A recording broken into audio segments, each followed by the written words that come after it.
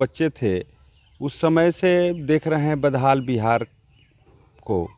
तो बदहाल बिहार से उबरने के लिए जो प्रशांत जी का एक संकल्प आया, नीति आया, सिद्धांत आया, स्वास्थ्य पर जोर, ये सब चीज़ों को देख करके हमको एक आशा की किरण दिखाई दिया जनसुराज में, जिससे हम जनसुराज सजग प्रहरी होने के नाते समाज को बहुत नज़दीक से देखा है कि किन किन कमियों से, किन किन कारणों से समाज के लोग परेशान हैं। मैं ज्योति कश्यप और आप देख रहे हैं टसर न्यूज़। तो आज हमारे बीच मौजूद हैं जनसुराज मढ़ौरा से अनुमंडल संयोजक नीलेश कुमार सिंह जी। तो आइए इनसे बात करके जानते हैं कि ये अपने राजनीतिक करियर की शुरुआत कब करते हैं, और जब इन्होंने राजनीतिक करियर की शुरुआत की तो क्या जान के इन्होंने जनसुराज को ही चयन किया। तो पहले तो आपका टसर न्यूज़ में बहुत बहुत स्वागत है। आपका भी बहुत बहुत आभार और धन्यवाद कि आप इतने काफ़ी दूरी तय करके हमारा बाइट लेने के लिए आप टसन न्यूज़ से आई। टसन न्यूज़ के दर्शकों का भी बहुत बहुत आभार, धन्यवाद। आप अपना राजनीतिक करियर कब से शुरू करते हैं? हम राजनीतिक करियर जब 1995 में जब हम ऑनर्स किए, उसके बाद से हम समाज सेवा में लग गए और आज भी समाज सेवा में हैं हम। आपको ऐसा जनसुराज में क्या दिखा जो आपने जनसुराज को ही चयन किया? जनसुराज जब हम लोग बच्चे थे उस समय से देख रहे हैं बदहाल बिहार को। तो बदहाल बिहार से उबरने के लिए जो प्रशांत जी का एक संकल्प आया, नीति आया, सिद्धांत आया कि हम बदहाल बिहार को विकसित राज्य बनाएंगे, देश के अग्रणी राज्यों में लाएंगे, पलायन रोकेंगे, शिक्षा पर जोर, स्वास्थ्य पर जोर, ये सब चीज़ों को देख करके हमको एक आशा की किरण दिखाई दिया जनसुराज में, जिससे हम जनसुराज में आए। आपको क्या लगता है अगर जनसुराज आता है तो हमारे बिहार को बहुत कुछ बदलाव करेगा? निश्चित रूप से बदलावों के लिए तो हम लोग जैसे लोग जनसुराज से जुड़े हुए हैं। हमारे जैसे बहुसंख्यक लोग जनसुराज में इसलिए जुड़े हुए हैं कि बिहार में बदलाव हो, क्योंकि हम लोग समाज के एक सजग प्रहरी होने के नाते समाज को बहुत नज़दीक से देखा है कि किन किन कमियों से, किन किन कारणों से समाज के लोग परेशान हैं। वही सब कमी को दूर करने के लिए प्रशांत जी के साथ हम लोग आए हुए हैं। अगर इस बार नीलेश कुमार सिंह जी मढ़ौरा अनुमंडल में आते हैं तो यहाँ के लिए विशेषकर वो क्या करेंगे? देखिए, मढ़ौरा अनुमंडल में तो बहुत कुछ करना बाकी है, सब कुछ करना बाकी है। आज़ादी के आज 72, 73, 75 साल, 76 साल हो गए, लेकिन हमको लगता है कि जो विकास होना चाहिए वो आज तक नहीं हुआ मढ़ौरा में। विकास के बदले यहाँ का तो जो विकास की नगरी जो कहा जाता था मढ़ौरा, यहाँ जो कल कारखाने हुआ करती थी वो सब बंद हो गया। तो मढ़ौरा तो पिछड़ते चला गया, मढ़ौरा तो आगे बढ़ा नहीं कभी। तो मढ़ौरा में तो बहुत कुछ करना है। और मढ़ौरा प्रशांत जी जब सत्ता में आते हैं तो उनको तो मढ़ौरा के लिए बहुत कुछ विशेष कुछ करना होगा। हर जगह नीलेश सिंह जी का ही नाम आ रहा है, हर जगह देखा जाए तो आपके नाम काफ़ी चर्चा में आ रही है, ऐसा क्यों? असल में प्रशांत जी के साथ हम लोग शुरू से लगे रहे। जब प्रशांत जी पदयात्रा कर रहे थे उसके पहले से हम पदयात्रा नहीं कर रहे थे, उसके पहले से उनके साथ हैं। और मढ़ौरा में खास करके गांव-गांव, पंचायत, टोला का जो अभियान हम लोगों का जो चल रहा है, प्रशांत जी का जन अभियान, संवाद कार्यक्रम, उस अभियान के हम एक हिस्सा हैं। उस अभियान में हम लोग रोज़ कहीं ना कहीं किसी न गांव, किसी टोला मोहल्ला, गांव, पंचायत में हम लोग अभियान करते हैं। चर्चा के भी कारण है। दूसरा कि हम एक बेदाग छवि के लोग हैं, आज तक अपने ऊपर कभी कुछ दाग नहीं लगने दिए।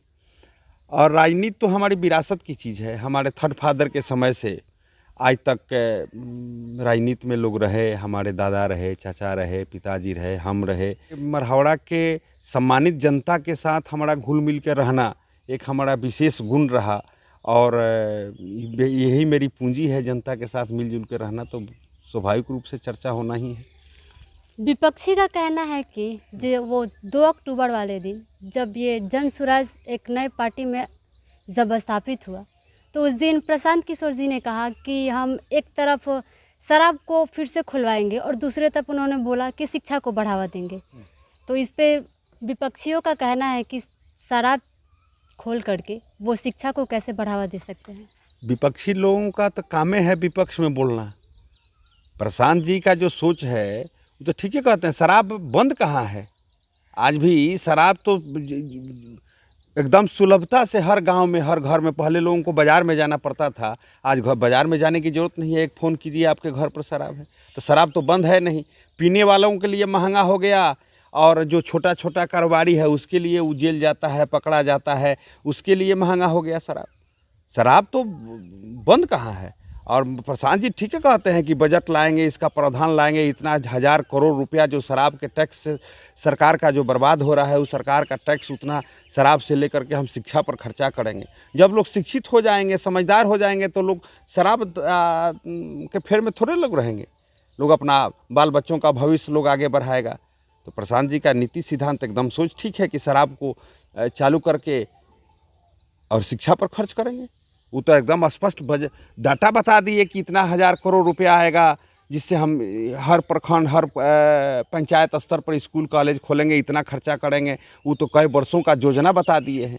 तो विपक्षी लोगों का काम भी है कि विपक्ष में बोलना। तो बिहार देश में तो सबसे ज़्यादा आज़ादी तो बोलने पर है। मढ़ौरा विधानसभा के जनता सब आप पे कैसे विश्वास करे कि यहाँ पे आप आने के बाद यहाँ के लिए बहुत कुछ बदलाव करेंगे? अब देखिए, अब जनता तो मालिक है सबका।